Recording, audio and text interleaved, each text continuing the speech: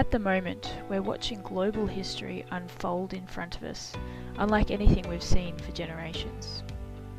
The ripples from this event are only just beginning to spread, with the next months and years uncertain, but impacts on the industry are already being felt, with damaged supply chains and labour vulnerabilities exposed, both of which will have a lasting impact.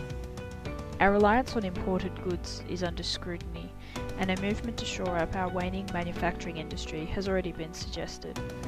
If this were to occur, a reinvestment in local manufacturing could see a unique problem-solving and innovation bolstered. This would affect the construction industry in a couple of different ways. We would likely see increased costs, but we could also see shorter lead times, lower embodied energy, and an increased investment in sustainable practices.